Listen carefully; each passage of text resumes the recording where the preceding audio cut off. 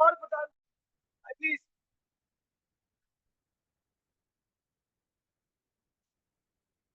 तो टॉर्क बताने जा रहे हैं, लेकिन टॉर्क से पहले मैं एक चीज बता देता हूँ आपको। क्या है यार,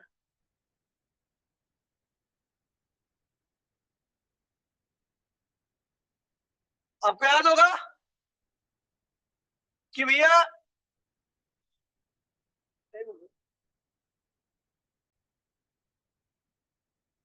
बी क्या होता है? फोर्स ऑन अ यूनिट पोल। ये वो फोर्स होता है जो एक यूनिट पोल पे लगता है। याद होगा मैंने आपको बताया था, मैग्नेटिक फील्ड इंटेंसिटी बताई थी। तो बी क्या था? Force on a unit pole. तो क्या होगा? Then force on a M unit pole कितना होगा? देखिए, एक यूनिट पोल पे, ठीक है, एक यूनिट पोल पर जो फोर्स लगता है उसको बी कहते हैं। तो मैंने बोला एम यूनिट फोर्स पे कितना, एम यूनिट पोल पे कितना फोर्स लगेगा, तो उसका लिख देते हैं भैया एम बी। ठीक है भैया। इसको कई बार ये भी बोलते हैं relation in between magnetic field and force. Magnetic field intensity और फोर्स के बीच का रिलेशन भी बोल देते हैं। ठीक है, समझ गए? अभी जो मैं कराने जा रहा हूं वो है, टॉपिक का नाम है torque on a bar magnet. Torque on a bar magnet. Bar magnet आसान टॉपिक है। ठीक है, एक बार मैग्नेट है, और बार मैग्नेट का मैग्नेटिक मोमेंट क्या है भैया? बार मैग्नेट की मैग्नेटिक मोमेंट की डायरेक्शन क्या होती है? क्या होती है? साउथ से लेके नॉर्थ। क्या होती है? साउथ से लेके नॉर्थ। ये है आपकी मैग्नेटिक फील्ड, ये है आपका थीटा एंगल। ठीक है, मैग्नेटिक फील्ड कहां से कहां पे आती है? नॉर्थ पोल से कहां पे आती है? साउथ की तरफ। ये है मैग्नेटिक फील्ड, और उस मैग्नेटिक फील्ड में आपका बार मैग्नेट ये जो ये है वो कुछ इस तरीके से रखा गया। इधर क्या होगा भैया? इधर देखिए, बार मैग्नेट डायरेक्शन क्या होगी? साउथ से नॉर्थ होती, तो इधर क्या होगा? South pole. इधर क्या होगा? North pole. आपको बता दूं, इन दोनों पोल की स्ट्रेंथ, चाहे नॉर्थ हो चाहे साउथ हो, इनकी पोल स्ट्रेंथ क्या होती है? आइडेंटिकल होती है। ठीक है, तो इस वाले एंड पर जो फोर्स लगेगा, इस वाले एंड पर मैग्नेटिक फील्ड की वैल्यू कितनी है? बी। और जो पोल है वो उसकी स्ट्रेंथ कितनी है? एम। तो फोर्स कितना लगेगा? एम। एम और बी। इधर कितना फोर्स लगेगा? वो भी एम भी लगेगा। ठीक है, साउथ की नॉर्थ किसको खींचेगा? साउथ को। और साउथ किसको खींचेगा? नॉर्थ को। दोनों एंड पर फोर्स लग रहा है। ठीक है, अच्छा, इस फोर्स का लाइन क्या ये है? इस लाइन में लग रहा है, और ये फोर्स इस लाइन में लग रहा है। ठीक है, और इन दोनों लाइंस के बीच में दूरी क्या है? ये है। अच्छा, डाइपोल का साइज आप सबको पता है 12 होता है। क्या होता है? इसको नाम दे दिया मैंने ए, ये है आपका बी, और ये है आपका सी।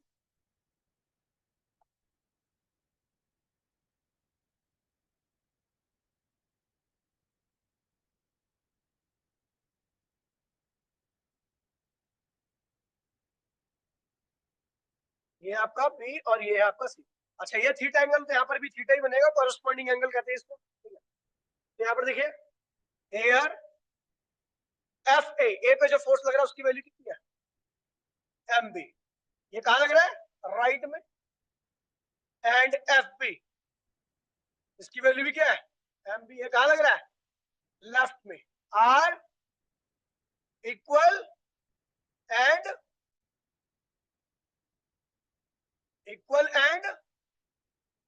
Opposite, so the cancel opposite but having different line of action। देखिए, इसका लाइन ऑफ एक्शन ये है, इसका लाइन ऑफ एक्शन ये है। जब दो फोर्स एक ही बॉडी पे लगते हैं, दोनों इक्वल अपोजिट होते हैं लेकिन अलग अलग लाइन में लगते हैं, तो वो क्या करता है भैया? उस सिस्टम को घुमा देते हैं। घुमाने के लिए क्या चाहिए होता है? टॉर्क। भैया टॉर्क निकाल रहे, इक्वल अपोजिट, और इनका लाइन ऑफ एक्शन ये अलग अलग है। सो दे rotate the dipole, ठीक है भैया। तो रोटेशन के लिए क्या होगा, then torque equals to में टॉर्क का फॉर्मूला क्या होता है, आइदर फोर्स इनटू में परपेंडिकुलर सेपरेशन। आइदर फोर्स क्या भी है, दोनों एंड पर फोर्स कितना लग रहा है, एम बी, और परपेंडिकुलर सेपरेशन क्या भी है दोनों फोर्स के बीच में, इस फोर्स के और इस फोर्स के बीच में जो परपेंडिकुलर सेपरेशन क्या भैया, ए बी। क्या है, ए बी। ए बी की वैल्यू निकालने आ रहा हूं मैं नाउ। साइन थीटा क्या होता है भैया,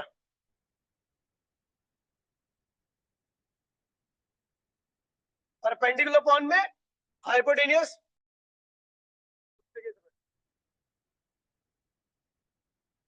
तू बड़ा तेरे घर भेज दूं, घर भेज दूं तेरे को, चांटा मारो खैच किस बारी, बेकार में बेइज्जती करवाते अपनी, बेवकूफ कहेंगे। साइन थीटा परपेंडिकुलर क्या होगा भैया आपका, ए बी,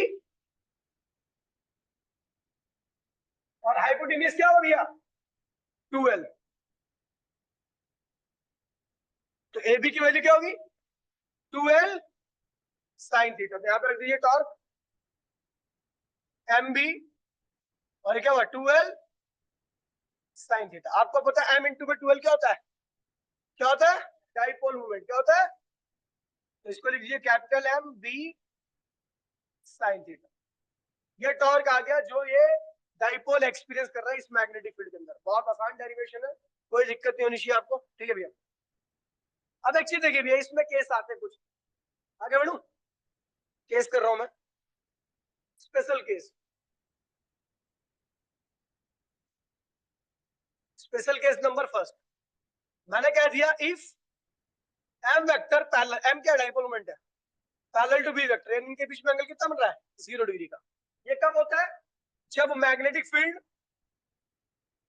कहां से निकलती है, नॉर्थ से, और कहां जाती है, साउथ की तरफ, और डाइपोल मोमेंट भी क्या हो, इसी डायरेक्शन में। अच्छा, डाइपोल मोमेंट की डायरेक्शन क्या होती है, साउथ से कहां होती है, नॉर्थ की तरफ। तो आपको पता है ये नॉर्थ इस साउथ को पकड़ के रखेगा, और ये नॉर्थ इस साउथ को पकड़ के रखेगा। मतलब इस डाइपोल के अंदर कोई मूवमेंट नहीं होने वाली है, क्योंकि दोनों एंड से क्या किया है, इसको पकड़ा गया। किसके अंदर मूवमेंट नहीं होती, जिसकी एनर्जी ज्यादा होती है, जिसकी एनर्जी कम होती है, जिसकी एनर्जी कम होती है। यानी इस कंडीशन में डाइपोल के पास सबसे कम एनर्जी होती है, और जिस कंडीशन में डाइपोल के पास सबसे कम एनर्जी होती है वो क्या होती है, स्टेबल कंडीशन। क्या होती है, ये मोस्ट स्टेबल कंडीशन है, क्योंकि डाइपोल यहाँ पर कोई मूवमेंट नहीं कर सकता, क्योंकि दोनों एंड से क्या हुआ है, पकड़ा गया। समझ गया भैया, तब देखिए भैया, तो हियर टॉर्क क्या होगा भैया, एम बी साइन 0।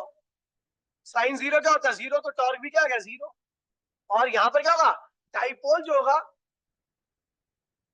मतलब मूव ही नहीं कर सकते यहाँ पर, अपने आप तो कभी नहीं मूव कर सकता। अगर मूव कराना भी है तो उसके ऊपर क्या लगाना पड़ेगा मुझे, बाहर से एक्सटर्नल फोर्स या टॉर्क लगाना पड़ेगा, वही मूव करा सकता है। अगर किसी मरे हुए बंदे को उठाना है, चलाना, तो क्या करना पड़ेगा, आपको वर्क करना पड़ेगा। मरे हुए बंदा चल क्यों नहीं सकता, क्योंकि इसके पास एनर्जी नहीं, ये अपने आप तो चल नहीं सकता, है ना, कुछ नहीं हो सकता इसके अंदर अपने आप। तो भैया हमने क्या दिया भैया, क्या भैया, इस केस में क्या है, मोस्ट स्टेबल कंडीशन। और दूसरी बात यहां से क्या पता लगी भैया, एनर्जी क्या होगी इसके पास, एनर्जी क्या होगी, मिनिमम होगी। क्या होगी, मिनिमम होगी। और तीसरी बात, इसको कहते हैं स्टेबल इक्विलिब्रियम। इसको क्या कहते हैं भैया, स्टेबल इक्विलिब्रियम। याद नहीं याद है, चलो भैया आगे बढ़ते हैं, केस सेकंड करता हूं। M vector opposite to B vector. तो इस केस में थीटा कितना बनने वाला है, 180 डिग्री का।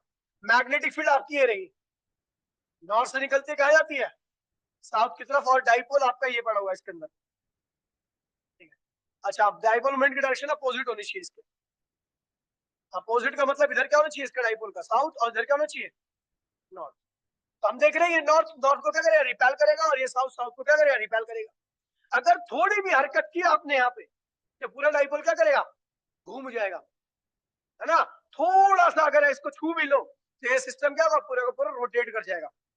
मतलब ये इसमें क्या है, पूरी जान भरी पड़ी है, पूरी एनर्जी भरी पड़ी है। और जब एनर्जी भरी पड़ी रहती है तो कौन सी कंडीशन होती है, अनस्टेबल कंडीशन। ये अभी रुका तो है, लेकिन जैसे ही छूओगे वैसे इसके अंदर क्या आएगी, मूवमेंट आ जाएगी।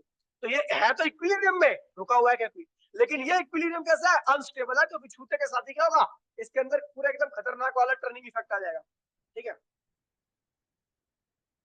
तो यहाँ पर इस केस में क्या है भैया, हियर टॉर्क क्या रहेगा, एम बी साइन 180। ये क्या होता है भैया, जीरो होता है। टॉर्क भी क्या गया, इस केस में जीरो आ गया। ठीक है, अब इसमें देखते हैं क्या क्या बातें निकल के आती है। पहली बात क्या है, most unstable condition, unstable condition. दूसरा क्या है, एनर्जी क्या होगी इस केस में, एनर्जी क्या होगी, मैक्सिमम होगी इस केस की। अभी कितनी एनर्जी होगी आगे पता लग जाएगा आपको। तीसरा, अनस्टेबल इक्विलिब्रियम। कैसा इक्विलिब्रियम है, अनस्टेबल इक्विलिब्रियम। ठीक है भैया, तो ये दोनों कंडीशन ध्यान रखना, ये दोनों कंडीशन बहुत ज्यादा पूछी जाती है। ठीक है, स्टेबल इक्विलिब्रियम क्या होता है, अनस्टेबल होता है क्या होता है। स्टेबल में क्या होता है, स्टेबल में टॉर्क जीरो होता है। मैग्नेटिक में तो डाइपोल में दोनों की डायरेक्शन क्या होती है, सेम होती है ना। और जब दोनों की डायरेक्शन सेम होगी तो ये क्या होगा, टॉर्क क्या और जीरो आएगा। टॉर्क जीरो होगा और स्टेबल कंडीशन है तो एनर्जी क्या होगी, मिनिमम होगी, स्टेबिलिटी क्या होगी, मैक्सिमम होगी। इसे क्या कहते हैं, स्टेबल इक्विलिब्रियम। समझ गए भैया, इसका अपोजिट कर लेना अनस्टेबल के लिए। ठीक है, आगे बढ़े। अब देखिए, अब आ रहा है भैया energy stored in bar magnet in uniform magnetic field। एक बार मैग्नेट के अंदर जो एनर्जी स्टोर्ड होती है, किसके अंदर, यूनिफॉर्म मैग्नेटिक फील्ड के अंदर। तो भैया उसको हमें निकालना है ना, चलो ये निकालते हैं। तो आपको पता है, एक बात ध्यान में रखना, नोट में लिख के रखना, कि जो टॉर्क निकाला मैंने, वो टॉर्क या सिस्टम, कोई भी सिस्टम अगर फोर्स लगा रहा है तो फोर्स क्यों लगाता है कोई सिस्टम, क्योंकि उसके पास क्या है, एनर्जी है। अच्छा, फोर्स लगा रहा है क्योंकि एनर्जी है, और फोर्स लगाने की वजह से एनर्जी क्या होगी, बढ़ेगी कम हो जाएगी, कम हो जाएगी। और अगर एनर्जी कम हो जाएगी तो स्टेबिलिटी क्या होगी, बढ़ेगी। अब आता हूं मैं टॉर्क पे।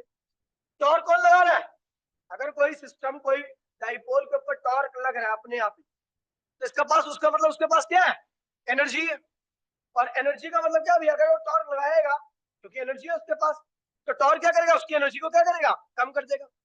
और एनर्जी कम होगी तो उसकी स्टेबिलिटी क्या होगी, बढ़ जाएगी। यानी अगर जो टॉर्क हमारा पीछे आया है, अगर वो किसी सिस्टम के ऊपर लग रहा है तो इसका मतलब उसके सिस्टम के अंदर एनर्जी है, और वो टॉर्क इसीलिए लग रहा है ताकि उसकी एनर्जी को क्या किया जा सके, कम कर किया जा सके, और उसकी स्टेबिलिटी को क्या किया जा सके, बढ़ाया जा सके। समझ में बात नहीं, तो भैया आते हैं उसी पे ही।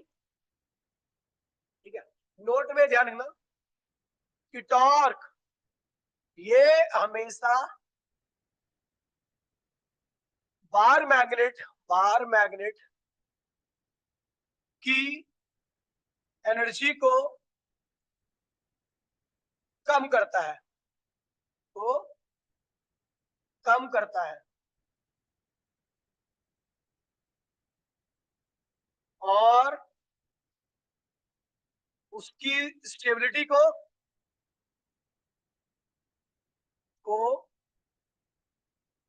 बढ़ाता है। ठीक है भैया, तो भैया ये जो टॉर्क निकाला है ना, पीछे पीछे वाला टॉर्क, और ये टॉर्क आप नहीं लगा रहे, ये टॉर्क किस पे लग रहा है, डाइपोल पे, अपने आप मैग्नेटिक फील्ड में लग रहा है। जो आप लगाओगे तो फिर वो सिस्टम को स्टेबल नहीं, अनस्टेबल कर देगा। कि उसे कैसे करेगा ये पता लग जाएगा आपको। बाकी जो बाहर मैग्नेट खुद से लगा रहा है टॉर्क, जो घूम रहा है, वो क्या करेगा, सिस्टम को स्टेबल करेगा। ये कौन सा टॉर्क है, ये हमेशा बाहर मैग्नेट को, बाहर मैग्नेट की एनर्जी को क्या करता है, कम करता है, और सिस्टम को क्या करता है, सिस्टम की उसकी स्टेबिलिटी को बढ़ाता है। ठीक है, ये टॉर्क बाहर मैग्नेट खुद लगाता है, ये टॉर्क बाहर मैग्नेट मैग्नेटिक फील्ड में खुद लगाता है,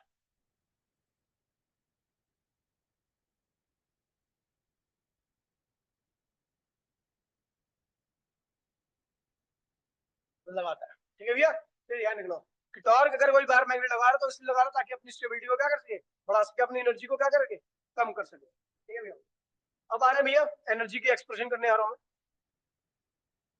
एक्सप्रेशन।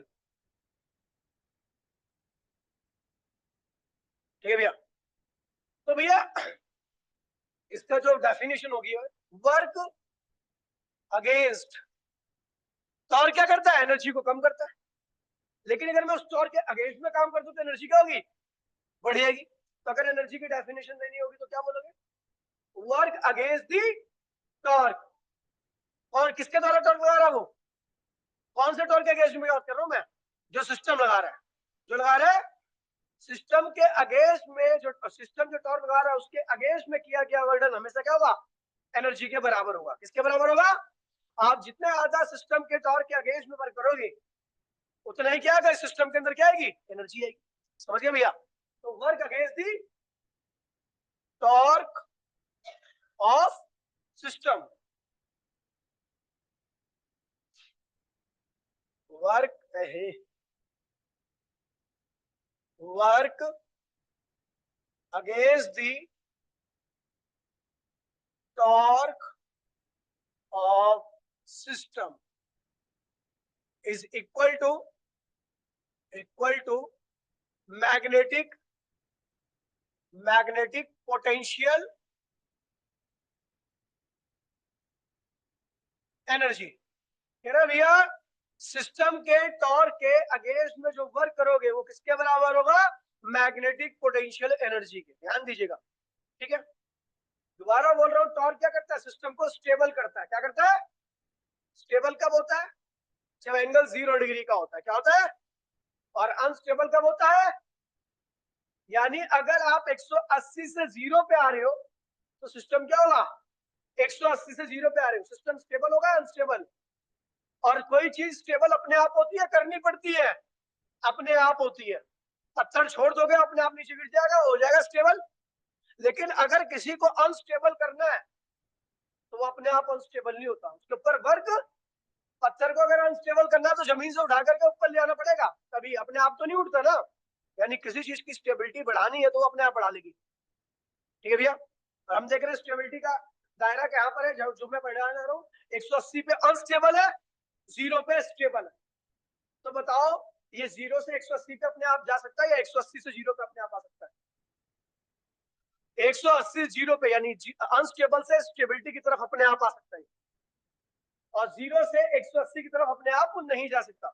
यानी कहने का मतलब है यदि एंगल बढ़ रहा है तो आप उसके ऊपर वर्क कर रहे हो, उसकी स्टेबिलिटी को घटा रहे हो, अनस्टेबिलिटी को बढ़ा रहे हो, एनर्जी को बढ़ा रहे हो। लेकिन 180 से 0 पे आ रहा है यानी एंगल घट रहा है, तो एंगल अपने आप घट जाएगा, डाइपोल अपने आप ये काम कर लेता है। ठीक है, अब एनर्जी कम होगी, है ना, और एनर्जी कम होगी तो स्टेबिलिटी क्या होगी उसकी, कम हो जाएगी। ठीक है भैया, तो ध्यान रखना नोट में, अगर एंगल बढ़ रहा है, ठीक है, तो स्टेबिलिटी क्या हो रही है, एंगल अपने आप बढ़ता नहीं है, आपको बढ़ाना पड़ता है। एंगल कब बढ़ेगा, जब work done on the system, और इसके करने पर एनर्जी क्या होगी, एनर्जी ऑफ सिस्टम, सिस्टम क्या करेगी, बढ़ेगी। और जब एनर्जी ऑफ सिस्टम बढ़ेगी तो क्या होगा, स्टेबिलिटी क्या होगी, कम हो जाएगी। अच्छा, एंगल बढ़ने का मतलब है 0 डिग्री टू 180 डिग्री की तरफ जाना। ठीक है, यहाँ पे ऐसे एनर्जी बढ़ेगी इस कंडीशन में। ठीक है, लेकिन अगर मैं एंगल घटने की बात करूं तो क्या होगा, वर्क डन। अब देखिए एनर्जी घटती है, अपने आप ही घट जाती है, पत्थर अपने आप गिर जाता है ना, तो डाइपोल अपने आप रोटेट कर सकता है जब उसके पास एनर्जी होगी। ठीक है भैया, तो work done by the system, क्या होगा, बाय द सिस्टम। इस केस में खुद वर्क करेगा, और सिस्टम इस केस में खुद वर्क करेगा, तो एनर्जी क्या होगी, एनर्जी क्या होगी, एनर्जी ऑफ सिस्टम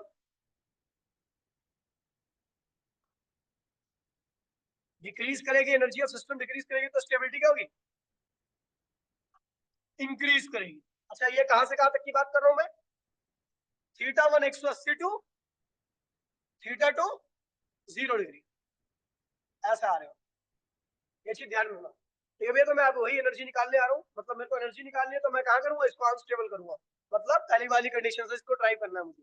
ठीक है, तो work done against the torque of system, system के टॉर्क के अगेंस्ट जो भी वर्क करोगे वही क्या होगा, एनर्जी के बराबर होगा। छोटू बेटा काम कर रहा है, घुसंड मारो खींच के भी।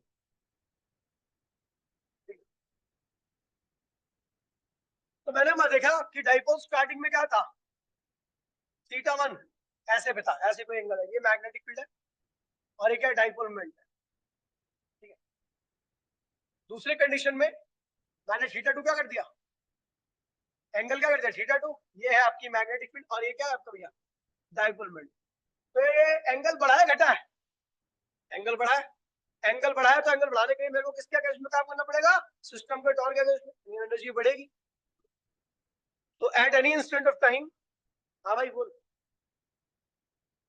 हेलो, हाँ जी बोलिए, नमस्कार जी नमस्कार।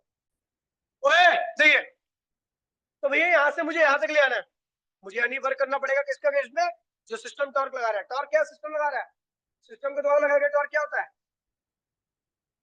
सिस्टम ने जो टॉर्क लगाया वो क्या था, एम बी, बस एम बी, ज्यादा एक्शन मत दिखा रहा है यहाँ पे, एक बार में नहीं बोल सकता एम बी साइन थीटा।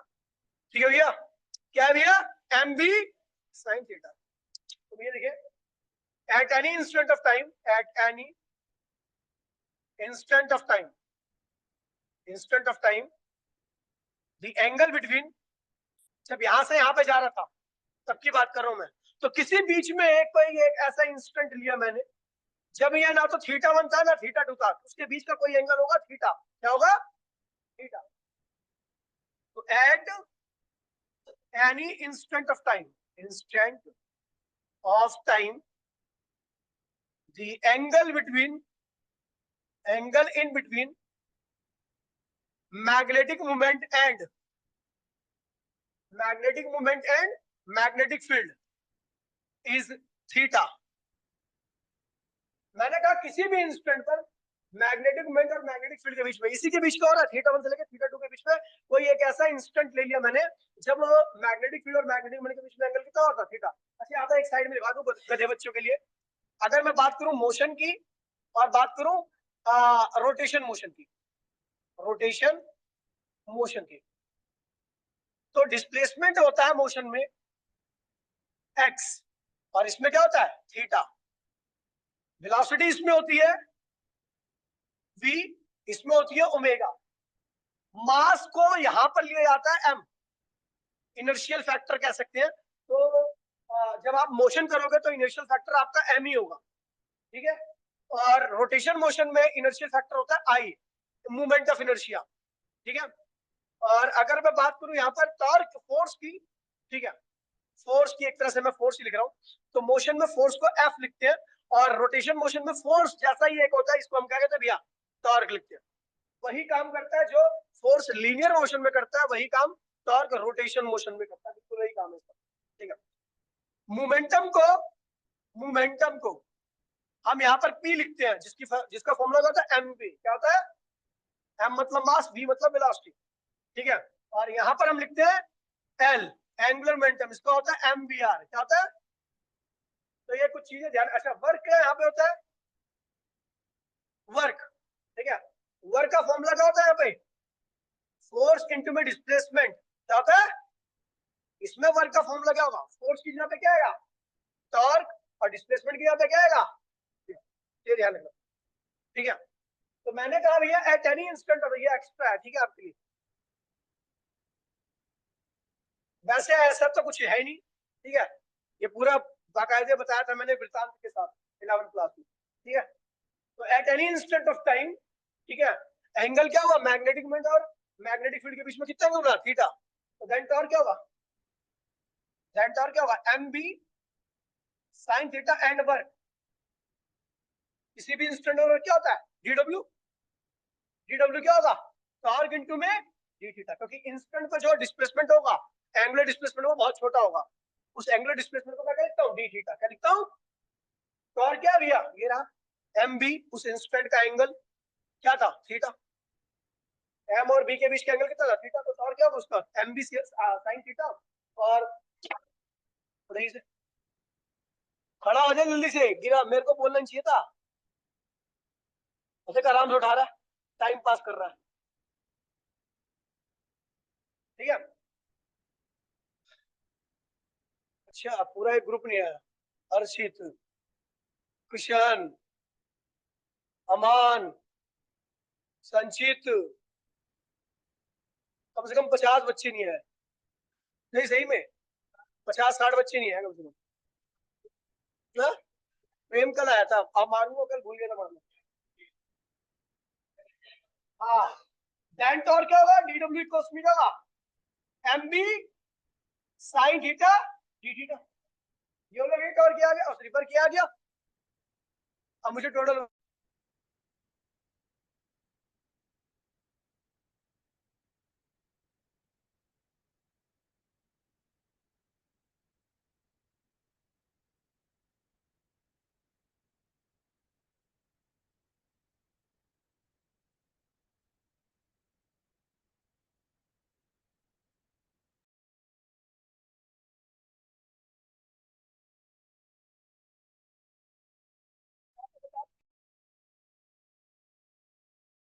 क्या होगा, एम बी साइन का इंटीग्रेशन होता है माइनस कॉस थीटा। यहाँ पे थीटा 1 और यहाँ पे क्या आएगा, थीटा 2 आएगा।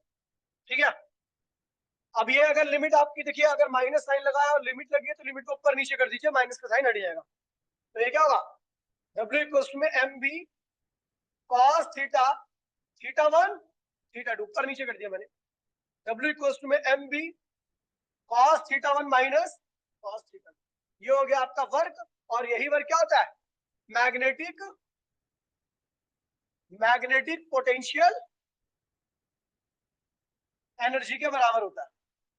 यही वर्क किसके बराबर होता है, मैग्नेटिक पोटेंशियल एनर्जी की। ठीक है, तो U इक्वल्स टू में magnetic potential energy equals to में M B sine theta 1 sine theta 2।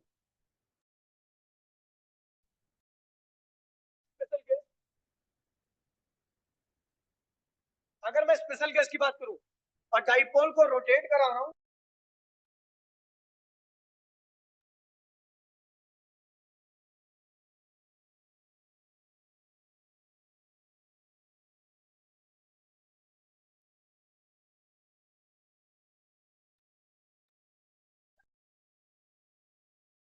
Stable condition to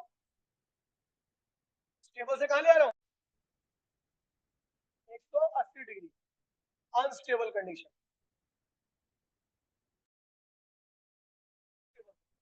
most stable से मोस्ट अनस्टेबल कंडीशन को वैल्यू में रखोगे और आपको एनर्जी क्या मिलेगी, 2m बी। ये एनर्जी क्या होती है, मैक्सिमम होती है। यानी जब भी आप 180 डिग्री पे हो गए तो उस वक्त कितनी एनर्जी होगी, 2m बी। ठीक है, और डाइपोल ये क्या होगा, अरे यार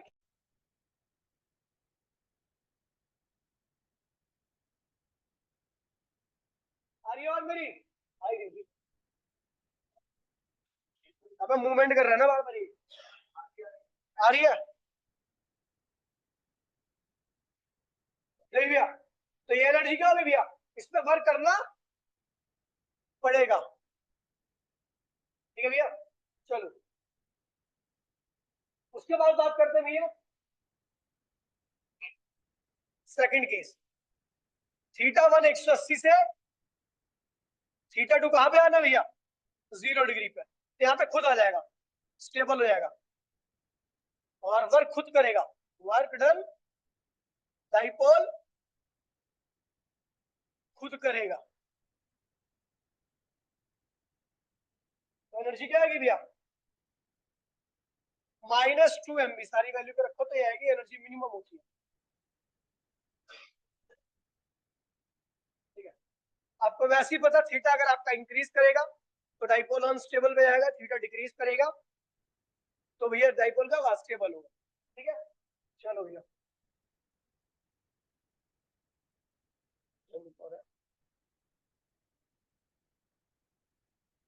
ठीक है। Oscillation of bar magnet in a magnetic field, oscillation of bar magnet in magnetic field. अच्छा, पीछे वाले में एक और चीज जोड़ देता हूं मैं, इसमें जो एक्सेलरेशन होता है उसको लिखते हैं, किसे लिखते हैं, ए से, और इसमें किसे लिखते हैं, अल्फा से। और देखिए भैया,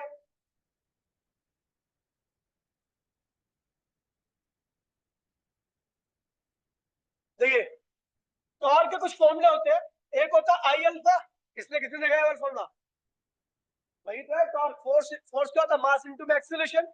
मास की जगह पे क्या ले लिया मैंने, आई, और एक्सीलरेशन की जगह पे क्या ले लिया, अल्फा ले लिया, बस और कुछ नहीं किया। अच्छा, और स्मॉल एंगल आपको पता ही होगा, स्मॉल एंगल के लिए साइन थीटा और टेन थीटा किसके बराबर होते हैं, थीटा के। पता नहीं पता, अगर एंगल छोटा होता है तो मैंने बताया भी था प्रूफ करके कि भी अगर एंगल छोटा होता है तो sine theta tan theta theta के बराबर होते हैं, कॉस कॉस के साथ नहीं होता ये मैटर, ये केवल साइन और टेन के साथ ही होता है, जो परपेंडिकुलर के ऊपर बेस्ड होता है। ठीक है, समझ गए। अब देखिए ऑसिलेशन ऑफ बार मैग्नेट ना मैग्नेटिक फील्ड। देखिए भैया, बार मैग्नेट स्टेबल था और आपने क्या कर दिया उसको टॉर्क लगा करके थोड़ा सा अनस्टेबल, थोड़ा सा किया ज्यादा नहीं, तो थोड़ा सा अनस्टेबल कर दिया, लेकिन फिर उसके ऊपर क्या लगेगा, टॉर्क, एनर्जी आ गई ना, एनर्जी फिर क्या करेगी, उसको स्टेबल करेगी। लेकिन स्टेबल करने के प्रयास में वो डाइपोल के पास इनर्शिया है, क्या है, मूवमेंट ऑफ इनर्शिया, इसीलिए वो मैग्नेटिक फील्ड की डायरेक्शन में रुकेगा नहीं, वो फिर नीचे जाएगा। फिर आ गया उसके अंदर टॉर्क, एनर्जी आ गई, फिर वो एनर्जी क्या करेगी, उसको स्टेबल करने का प्रयास करेगी, लेकिन इनर्शिया की वजह से वो फिर वहां पर रुकेगा नहीं, आगे चलेगा। तो लगातार बाहर मैग्नेट क्या करेगा, ऑसिलेट करता रहेगा, क्या करेगा, ऑसिलेट करता रहेगा। ठीक है, तो ये है आपका बार मैग्नेट, ये है इसका मैग्नेटिक फील्ड और मैग्नेटिक मोमेंट, और ये क्या है भैया, मैग्नेटिक फील्ड, और ये क्या है, थीटा एंगल, थीटा बहुत छोटा है। ठीक है भैया, तो इसको स्टेबल कौन करता है, मैंने भी आपको थोड़ी देर पहले बताया था, स्टेबल कौन करता है, स्टेबल करने का मतलब मीन पोजीशन पे ले आना। कौन सी चीज स्टेबल करती है बार मैग्नेट को, टॉर्क। कौन करता है स्टेबल, और टॉर्क क्या करता है, इसको मीन पोजीशन पे लाता है, मीन पोजीशन। तो torque restore the dipole, restore the unstable dipole, unstable dipole to its mean position, but due to inertia, कौन सा inertia, movement of inertia, dipole start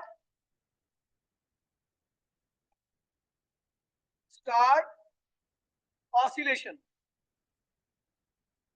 कह रहा भैया डाइपोल जो होता है, डाइपोल को रिस्टोर कौन करता है, टॉर्क, लेकिन इनर्शिया की वजह से रिस्टोर होने के बावजूद भी क्या करता है, इनर्शिया की वजह से फिर क्या कहां से जाता है, नीचे। ठीक है भैया, तो यानी क्या हुआ, डाइपोल को रिस्टोर कौन कर रहा है, टॉर्क, लेकिन जो इसका इनर्शिया है वो उसको रिस्टोर नहीं होने दे रहा, वो उसको क्या करा रहा है, ऑसिलेट करा दे रहा है। समझने बात नहीं, तो ये यहाँ पर क्या हुआ, डाइपोल जो भी रिस्टोर करता है, आपको याद होगा कोई भी सिस्टम किसी चीज को रिस्टोर करे उसके आगे क्या लगता है, कोई भी चीज रिस्टोर करे उसके आगे लग जाता है माइनस, अगर आपने पढ़ा होगा 11th क्लास में। तो टॉर्क रिस्टोर कर रहे हैं तो इसलिए क्या है, then torque equals to minus M B sine theta, minus क्यों लगाया, क्योंकि ये रिस्टोर कर रहा है, क्या कर रहा है, मीन पोजीशन पे। ठीक है, तो ये जाएगा टॉर्क इक्वल्स टू में माइनस एम बी थीटा, क्यों, क्योंकि थीटा टेंड्स टू क्या भैया, zero, here theta tends to, theta बहुत छोटा है इसलिए मैंने थीटा का साइन थीटा को क्या लिख दिया, थीटा लिख दिया। अच्छा, आई क्या होता है, टॉर्क क्या होता है, आई अल्फा, और इसको इधर लिया तो क्या हुआ, प्लस एम बी थीटा बराबर में क्या आ गया, जीरो, कोई दिक्कत तो नहीं किसी को। अच्छा, अल्फा क्या होता है, एंगुलर एक्सेलरेशन, और ये क्या होता है, थीटा का डबल डिफरेंशिएशन। क्या होता है, अगर आप थीटा को दो बार डिफरेंशिएट करोगे तो क्या आएगा आपका, अल्फा आएगा, क्या आएगा, तो अल्फा की जगह पे मैंने क्या लिख दिया, आई एम बी थीटा बराबर में क्या आ गया, जीरो। अब आई कॉमन ले लो,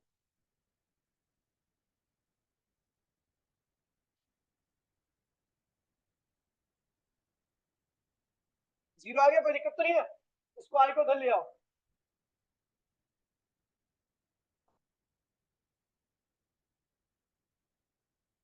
क्या गया, ये कौन सी फॉर्म है, ये हमने क्या प्रूफ कर दिया, एसएचएम प्रूफ कर दिया। ये differential form of simple harmonic motion है, क्या ये, this is the form of differential form of SHM. अगर ये डिफरेंशियल फॉर्म ऑफ एसएचएम है तो ये क्या होना चाहिए, क्या होगा, ओमेगा स्क्वायर। ये क्या होगा, डिफरेंशियल फॉर्म, अगर ये डिफरेंशियल फॉर्म है तो ये चीज क्या होती है, ओमेगा स्क्वायर होती है। तो ओमेगा हम क्या लिखेंगे इसे, देन ओमेगा स्क्वायर इक्वल्स में एम बी अपॉन में आई। तो ओमेगा क्या होगा, M B I under root में, ये ओमेगा आ गया।